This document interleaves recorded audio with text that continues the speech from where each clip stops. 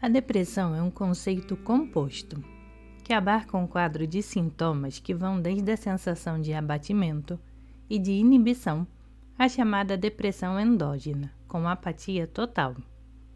Para além da paralisação total da atividade e dos acessos de melancolia, a depressão costuma vir acompanhada de uma série de sintomas corporais, tais como cansaço, insônias, fastio, prisão de ventre, dores de cabeça, taquicardia, dores nas costas, transtornos do ciclo menstrual, no caso das mulheres, e degenerência do tônus muscular.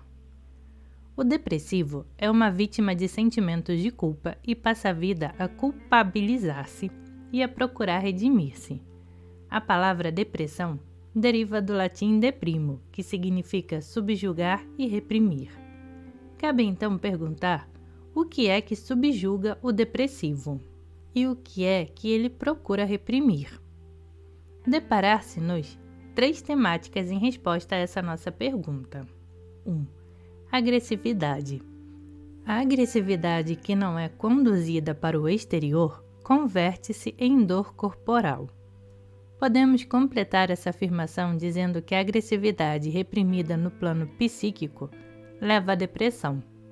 A agressividade bloqueada e não exteriorizada dirige-se para o interior e converte o emissor em receptor. Na conta corrente da agressividade reprimida, não são creditados apenas os sentimentos de culpa, mas também os numerosos sintomas somáticos que os acompanham, com as suas dores difusas. A agressividade é apenas uma forma especial de energia vital e de atividade. Daí resulta, portanto, que aquele que reprime a sua agressividade por medo, reprime igualmente a sua energia e a sua atividade. A psiquiatria esforça-se por conduzir o paciente depressivo a exercer alguma forma de atividade, mas este encara o esforço como uma ameaça. O depressivo procura, então, evitar a todo custo o que não seja suscetível de reconhecimento público e dissimular os seus impulsos agressivos e destrutivos, levando uma vida exemplar. A agressividade dirigida contra si próprio encontra no suicídio a sua expressão mais clara. Há sempre que questionar no desejo de suicídio a quem se dirigia na realidade o propósito. 2. Responsabilidade.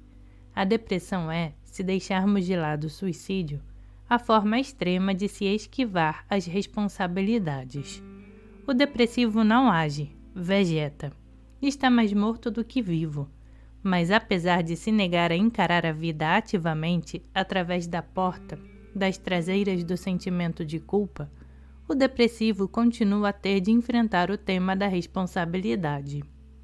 O medo de assumir as responsabilidades está no primeiro plano de todas as depressões que se manifestam precisamente quando o paciente tem de dar os primeiros passos numa nova fase da sua vida, como acontece, por exemplo, no caso da depressão pós-parto. 3. Renúncia, solidão, velhice e morte. Estes 4 conceitos, intimamente relacionados, abrangem o último e, em nosso entender mais importante, conjunto de temas. O paciente que sofre de depressão vê-se forçado violentamente a enfrentar o polo da morte. Tudo o que era vivo, movimento, transformação, relacionamento e comunicação, é-lhe arrebatado e o polo oposto manifesta-se: apatia, imobilidade, solidão, pensamentos mórbidos. O polo da morte que se manifesta com tanta frequência na depressão é a sombra do paciente. O conflito radica no fato de se temer tanto a vida como a morte. A vida ativa traz consigo a culpabilidade e a responsabilidade, e é isso que se pretende justamente evitar. Assumir responsabilidades significa, no entanto, renunciar também à projeção e aceitar a própria solidão. A personalidade depressiva tem medo disso e, por essa razão, necessita de pessoas às quais se possa agarrar. A separação ou morte de uma dessas pessoas costuma ser um dos fatores que desencadeiam a depressão. Fica-se só, mas não se deseja permanecer na solidão e assumir as responsabilidades.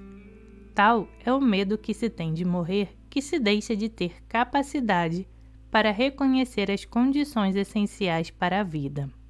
A depressão restitui o paciente à sinceridade, torna visível a incapacidade para viver e para morrer.